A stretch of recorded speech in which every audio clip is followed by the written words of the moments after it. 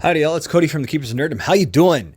It is time to talk about a game that I was challenged to play after my friend. I had challenged them to finish and beat Dark Souls 1, and they finally did, and they were like, you have got to play this game. You have to play the game known as Prey. And I was like, fine, that's all good. And I actually found it on sale and grabbed it for just a couple bucks before he got done with his stuff, so I had it ready to go. And I started into it. And wow, so it's from a company underneath Bethesda. So Bethesda being games like the Fallout series, Elder Scrolls, Oblivion, Morrowind, and then the big one that everybody likes that I can't remember the name of because I thought Oblivion was better. There you go. There's a hot take.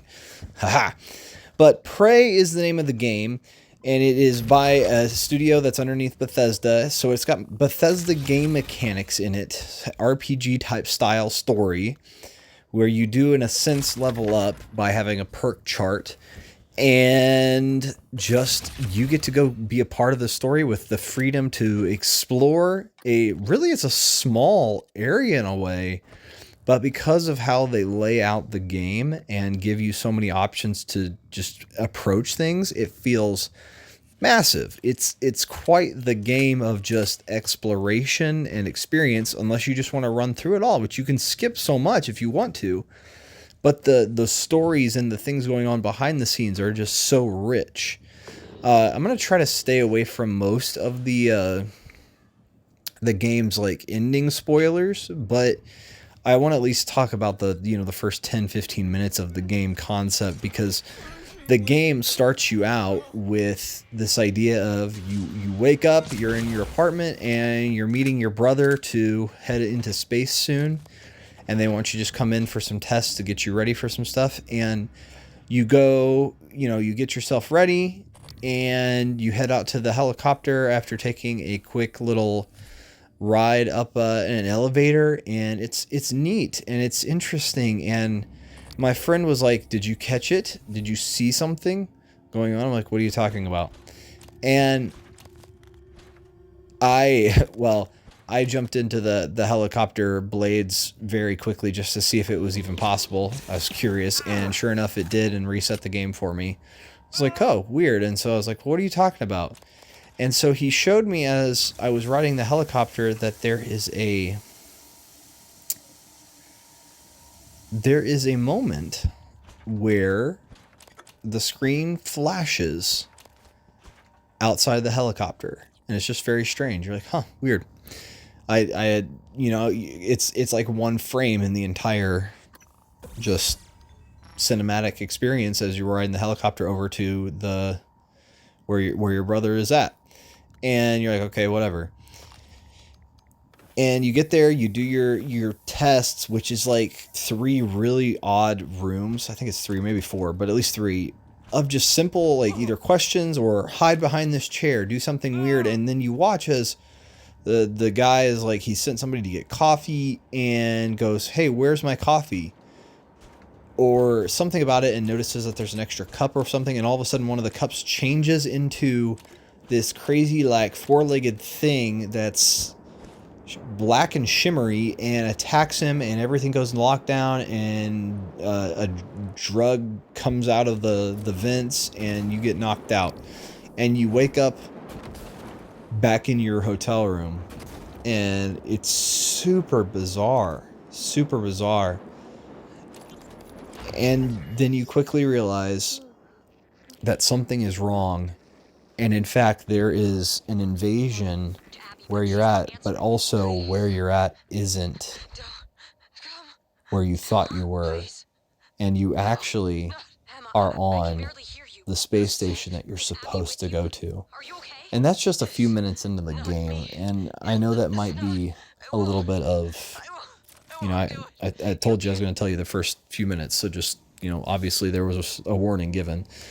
But I think it's an important note that it's a fascinating thing that why were you being told that you were going to the space station soon? Why were you given these ideas so oddly, and then you're you lo and behold, you're actually inside of some sort of alien invasion or something. Like some sort of critters are going on and attacking you and attacking the people around you. And I mean, it's a bizarre, crazy thing. I was not expecting a sci-fi game from Bethesda in this way, because obviously Fallout is sci-fi, and I think Fallout 3 is one of my favorite of their games. I think Fallout 4 is a better like overall game, but I think Fallout 3 has that amazing DLC stuff of the alien invasion where you get to be on their ship and just rampage.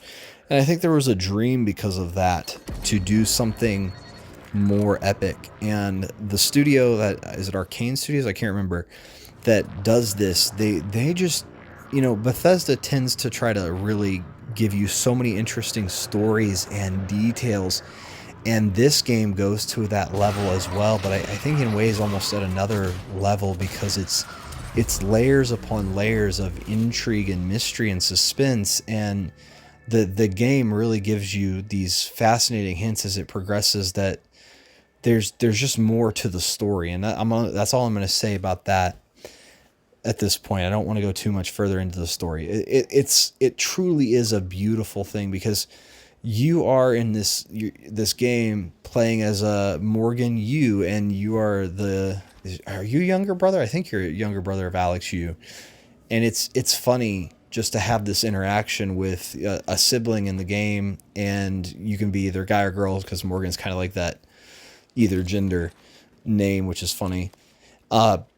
Wow, just such a fascinating thing there, right? I love too that there's a one point in the test, like you have a questionnaire where you go through several questions that you just have to answer, and it's funny because some of the questions are very strange, and one of them is references I mean, this is just in the game, like question about a train and what do you do with to save people, and one of the options is like push the fat man into the way of the train.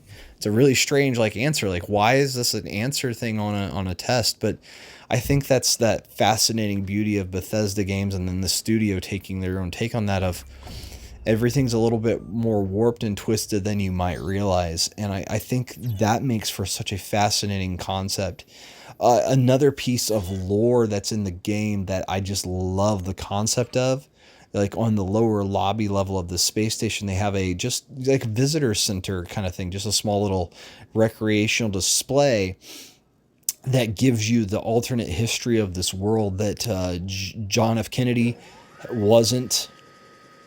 did not lose his life as president, and went on to help, well, first off, you know, work with some of the Soviet Union stuff during the Cold War for space exploration, but the Soviet Union had built this space station, and then it eventually was taken over, I believe, by the US, and then later on a private company. And so it's really an interesting space station that there's technology around it that seems very old school Russian, that it functions, but it's just got exposed wiring and stuff, and it's just basic but effective.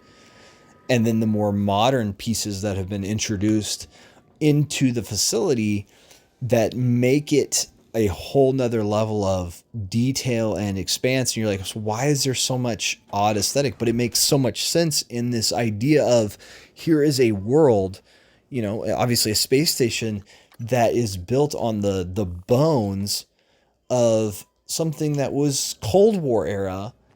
And now they, you know, new tech, new stuff has been brought in, but they still have functioning facilities and things inside of it that haven't been necessarily upgraded or updated.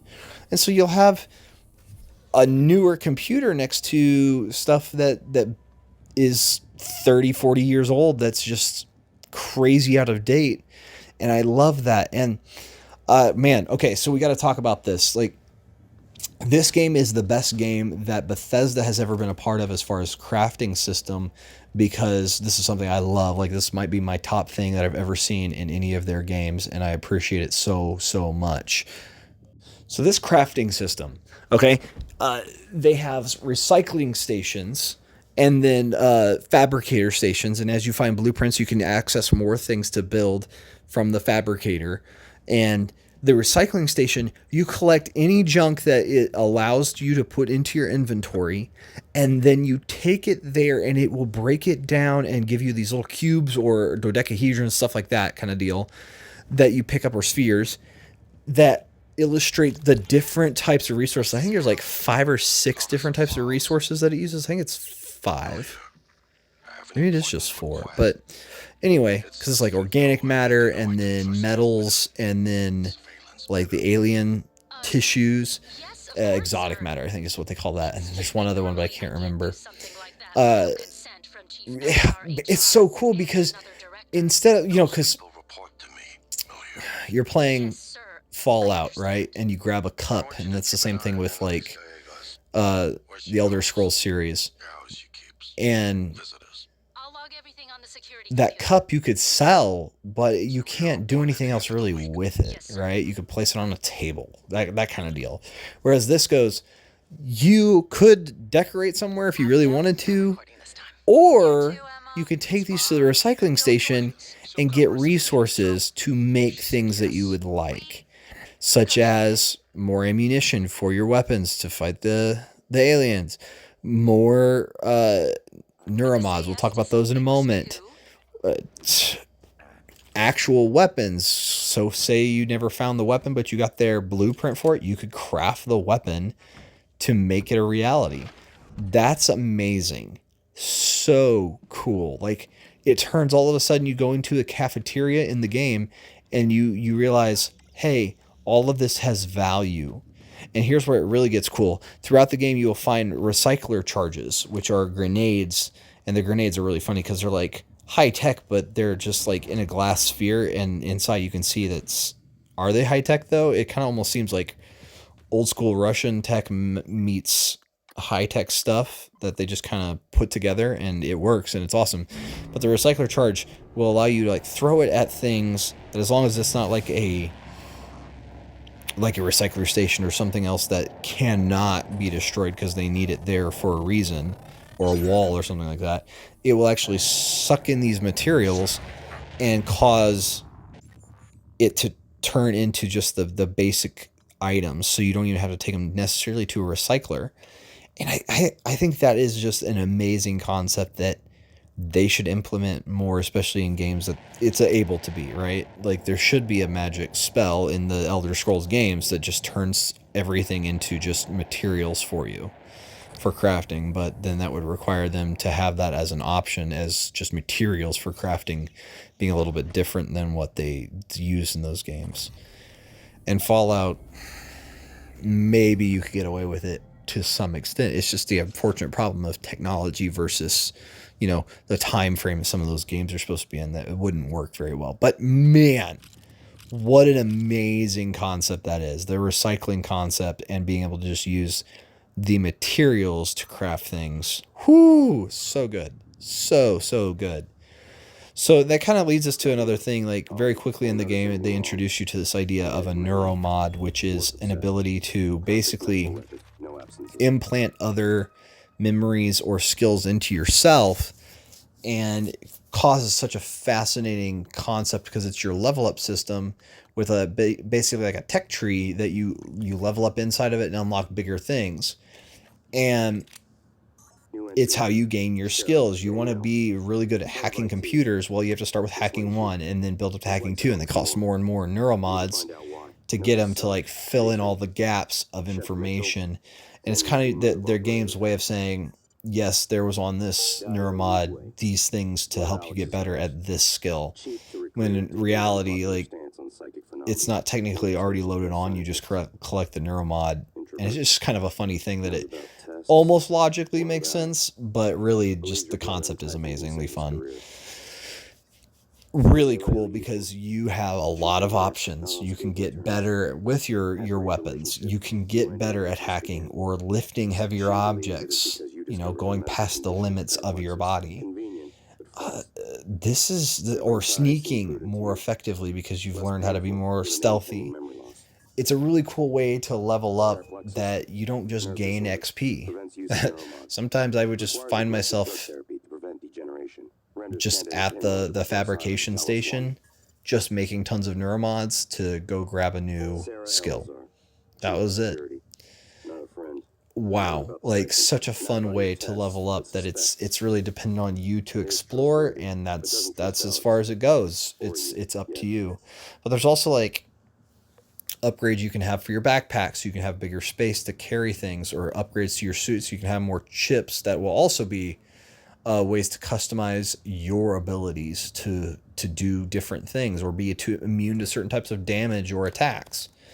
And then later on, you'll discover a headset that gives you access to potentially alien powers. What a great concept that you can also like scan them and get more info on, even just the human turrets and other things in the area, which is really neat. And it'll tell you like weaknesses, but then that actually gives you access to alien powers as well that your neuromods can give you access to after you've scanned those kinds of things. What an insanely interesting way to experience a game. And also, the turrets in the game, if you get too many human or alien powers, will start recognizing you as alien, because these neuromods are really powerful things that they have the capability of giving you access to things that aren't even human. Crazy interesting. Layers upon layers upon layers in this game. And man, if you pay attention to all of it, it is a rich world when it's not anywhere near the size of the Elder Scrolls game after Oblivion. Why can't I think of that game? Wow, this game is insane. So the customization to you as a character in the game is massive. The story is full of interesting things. Before I go on to another piece, let's just talk about, I think one of my most unfavorite pieces of the game, and yet it's really neat in a way, is the way that the game has some sort of quote-unquote fast travel. There is a system inside the game called a guts, where you basically have a shortcut in between areas of the game, and then later on you access the elevator, which really is the best shortcut. But there's also a third shortcut where you can go outside the space station and do spacewalks once you get a jetpack. And being out in space it's beautiful. Like, just what a stunning game. Like, graphically, it's just fun and it's amazing. And when you go outside into space, it feels big, which it should. That's the interesting thing. It's like, it did it right, but in doing it right, it feels weird because it's slow and obnoxious and annoying and frustrating, and it's not because it's bad. It's because it's actually doing it all right. That's what's frustrating about it. Like, it's really interesting. What do I mean by that? Space feels like space. There's no up, there's no down, there's no left or right in the same way as you think of it, because all of a sudden you're out in space. How do you find left, right, up, down kind of deal? You have to orient yourself to the space station. You have to find something to orient yourself to, because otherwise you start realizing, like, it almost made me at times like almost, I guess, a motion sickness in a way for a second, because everything just felt unanchored, untethered, and it was a weird feeling. And I think they did it right. Like, they did it really well, but it frustrated me because it was so different than anything I had ever experienced in just about any other game. I don't remember another space game that really did it like that and made me feel that way. And even inside in the guts section, like, it could get confusing because you don't have gravity in that section of the station either, and so you're flying as though you're out in space. And it can be disorienting because a lot of the guts it's a tube, so it looks awfully similar to itself as you progress through it. So you can get kind of turned around even with helpful HUD details, right? Man, what a confusing part of the game, but wow, so cool that they did it. So it was like my least favorite part. Like, every time I had to go back out in space, I was like, ugh, not again. But yet it was beautiful. It's such a fascinating thing. I've never experienced that in a game, that the part that frustrated me the most was the part that was fascinating as well. And so it wasn't that it was a bad thing, it was just different, and different in a good way, but a frustrating way. And so wow, what a really cool, really really cool. You do get to meet some characters in the game, which is really fun, and they have some fun personalities on several of the people. The aliens, I don't want to say too much about them, but just one of the most early things, obviously, from what my description is, the coffee cup becomes an alien. So you realize this isn't your typical alien. And I think that's something beautiful about the idea of Prey. It is. It's just, man, I wish more people had really played this game. I wish this thing had been like the most amazingly commercially viable, successful game that it should have been. Because I haven't even played the DLC Moon Crash, and apparently it's amazing as well. And wow, I want to, I just haven't purchased it yet. But Prey is chock full of just these aliens are not your typical blue or gray, green or gray aliens, right? They're completely alien. Like, whoever just paused to dream up this concept was brilliant. And they come in more forms than just the one that's small with 4 limbs that just has, it's not even really a body, but it's just like 4 limbs kind of attached. And we're not talking about limbs like you'd think of with appendages at the end. It's just a black, hazy thing. And it's crazy and kind of creepy, and they can become other objects and hide in plain sight. And so you go into rooms and you're like, I'm afraid that chair right there that's by that desk that's with the other chair might be an alien, and I don't know. I love that concept because it's like, when first described to me, like, at first it was kind of described as like a horror game, and I think more so it's really suspense thriller to me, and sci-fi obviously, but suspense thriller because it's suspenseful, and it's every moment you go, especially at the beginning when you don't have the ability to necessarily like detect them in the same way you do later on in the game, you are in this constant state of, am I going to go into a room and think everything's fine and I've already dealt with the alien or two in the room and then get attacked from behind because the coffee cup on the table was an alien. The water cooler in the side of the room was an alien. What in the world, right? Like, that's the game we're playing when you play Prey. It is that level of detail, that it's got crazy amounts of story, crazy amounts of detail. And my first playthrough, and I kind of want to play through again just to get more challenges done, but I've just other things I wanted to do. But the layers of detail that I found, like, I'm really bad about this, and I think this game had the perfect balance of it, because Assassin's Creed, I'd never finished the first one because I love to do side quests, and one of the side quests in Assassin's Creed was like find all the flags or eagle's nest or some random crap stuff, and it was tons of them, like in the multiples of 10s, 20s, 30s kind of deal. And I think it up to like 60 or something for one of those challenges. I don't even remember, but it was too many, and I got bored because the idea was really cool. And this one, it has a ton. So side note, it does have a ton.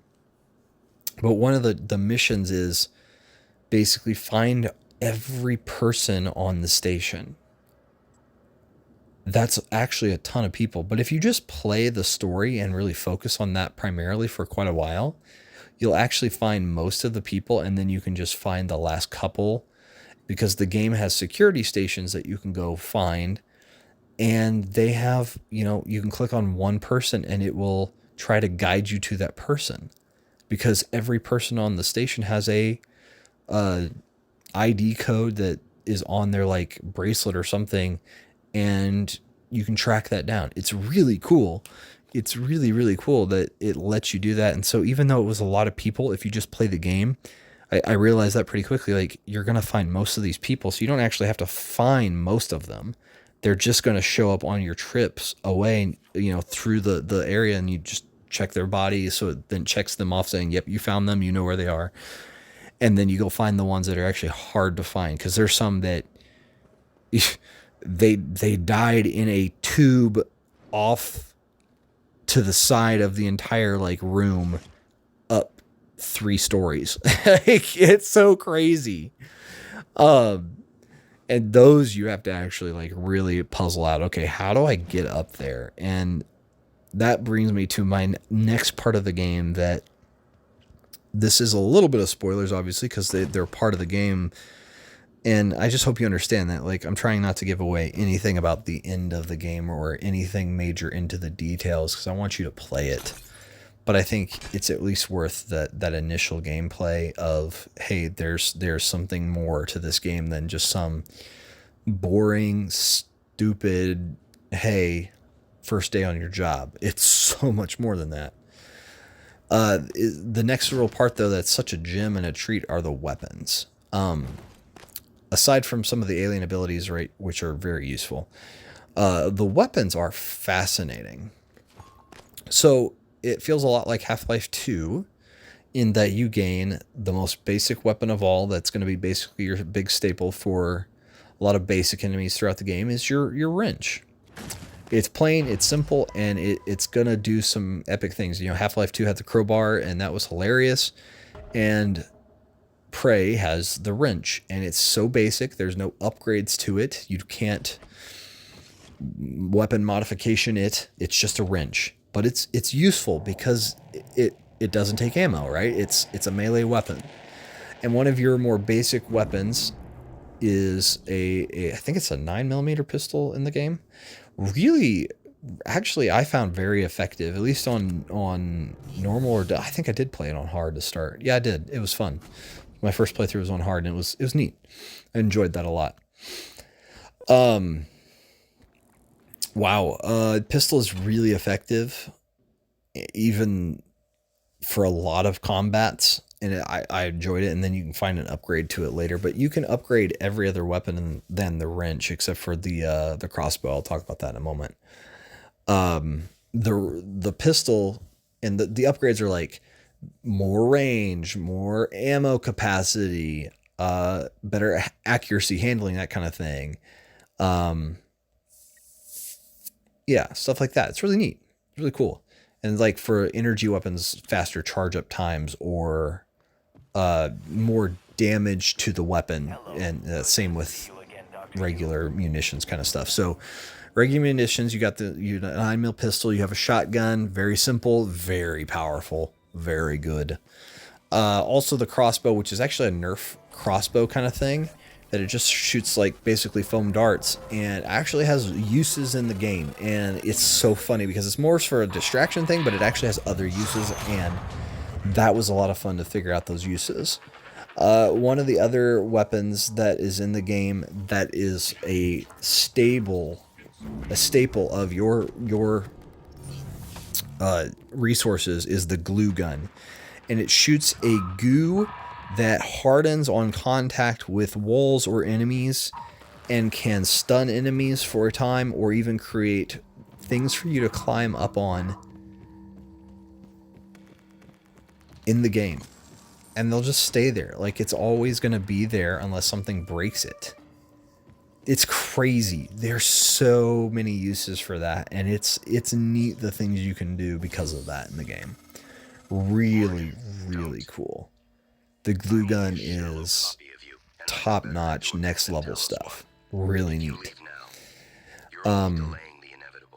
Yeah, glue gun is just a whole different level of gameplay. Other weapons, I think there's just 2 more, is the Disruptor, which is an energy weapon that's more for turrets and things like that you may have to face. And for a long time, it eats a ton of ammo, and for a long time I did not see much ammo for it at all, and it was just one that I didn't use until later. And honestly, it's one of the most terrible weapons in the game until you upgrade its range, because their starting range it has is so pathetic, it's basically not even worth like using. And then there's the last major weapon of the game, and obviously there are the grenades as well, because Well, we'll talk about the grenades real quick. Recycler charge, which you can actually hurt yourself with. Be careful. But you can use it on even aliens to do, I think, at least damage, but eventually turn them into the special matter that they are. Really neat. EMP grenades. A grenade that's basically like a light show for the aliens. And there's one other one. Oh, it's one that turns off like alien abilities, which is super, super helpful for certain combats. And the last big weapon, though, is what's called a Q beam, and it's the most ridiculous, stupid thing you've ever seen in your life. It's like some high school science project that barely functions and just zap stuff is what it looks like. But what it really does is this strange mechanic in the game where instead of doing damage, what it does is it fills up their health bar, and once their health bar turns to the green color with however much health they have left. So if you've already like popped it with the shotgun or something and it has half health, then you only have to fill this green bar up to half health instead of their full health bar. So it's whatever dependent on what the health is. This gun will immediately turn them into their constituent matter parts, and they're just done. They're gone. And does it do the matter? I think it does. So think of it like a recycler beam or recycler charge grenade, but as a weapon, and it's really neat. And once you get it upgraded, it's powerful. It's a little too slow at times for certain enemies that are the big enemies, but really cool, really, really neat. It's quite the way to defeat things. Just it looks derpy. So overall, Prey is a game that is just chock full of beauty and mysteriousness, creepiness, in-depth story that is so much more layered than you really realize at first, and it's wonderful for that.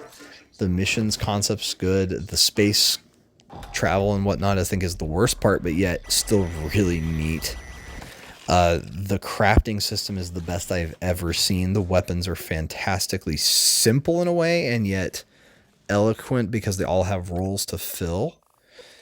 And I think that's great. A game that figures out, hey, if you have all of these things, you have access to the perfect amount of things that you need for what you're planning to do in the game. And the level up system concept is really cool because you can technically go through this game without ever gaining a level, quote unquote, as in like getting any skills. And it's like an achievement thing. Kind of neat. Very interesting. Kind of want to do it just to see it because I think you could finish the game pretty quickly if you just run through. But, you know, obviously you lose so much of the interesting layers of the game. So if you've already played Prey, what is your favorite thing about it? What's your least favorite thing? What is it that you love? And just be mindful of, you know, careful of spoilers for other people. But, you know, let's celebrate some of this because I think this game is truly something special that should we get a sequel to this? I think we should because it would be amazing, especially with how the story was headed. There is so much potential for this game to go crazy and have so much more because the first game already was amazing.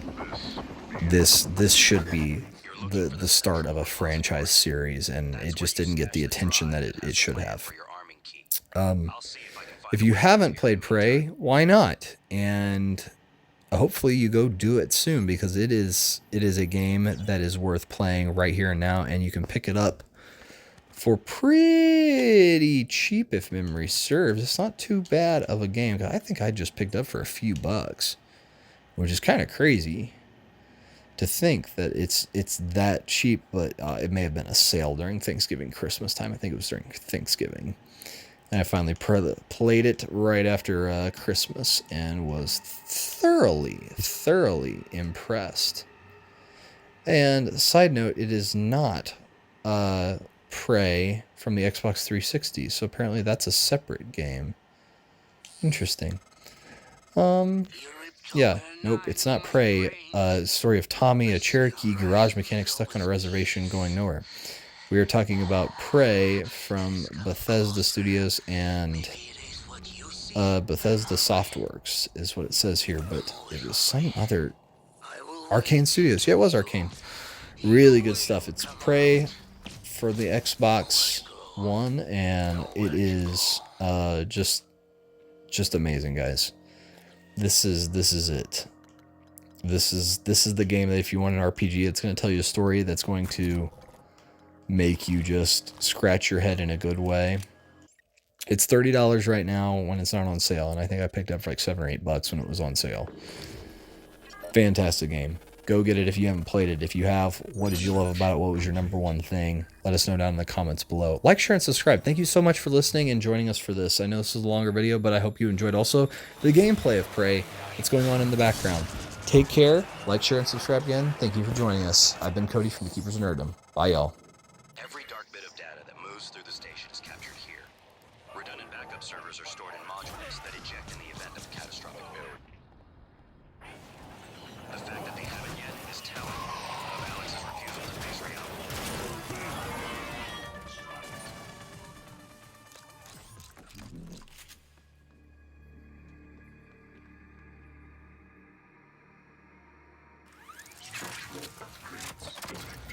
Thank you. Deploying. Scanning target error. Insufficient type and material found. Standing down.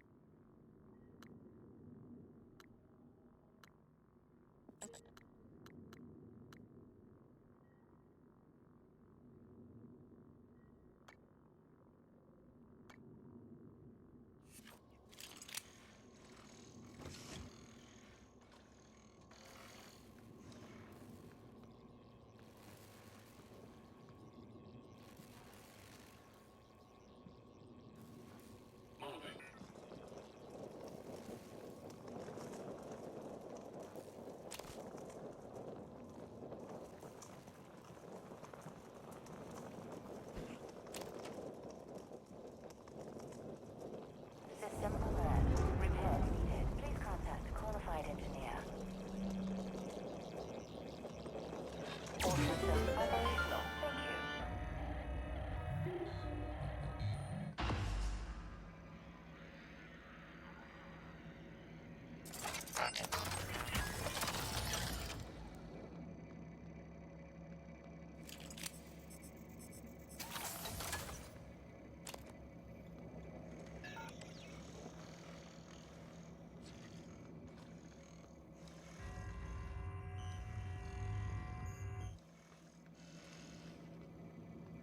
Scanning target error.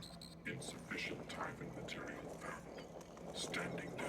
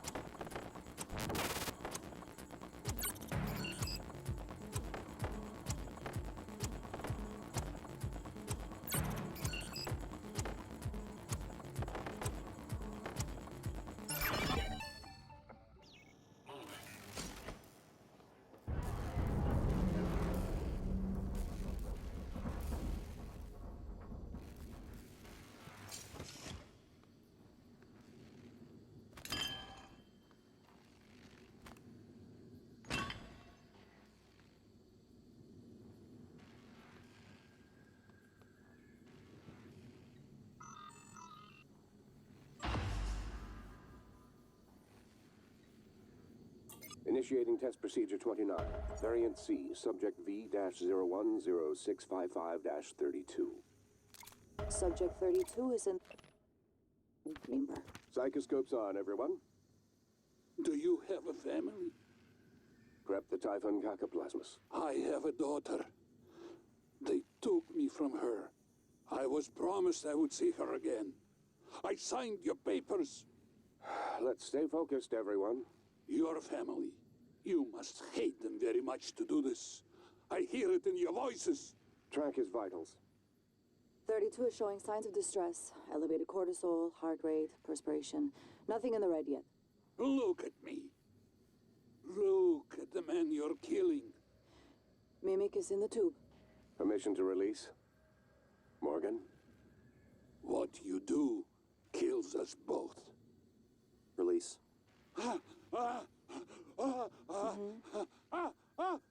Typhon Cacoplasma specimen is in the chamber with subject 32.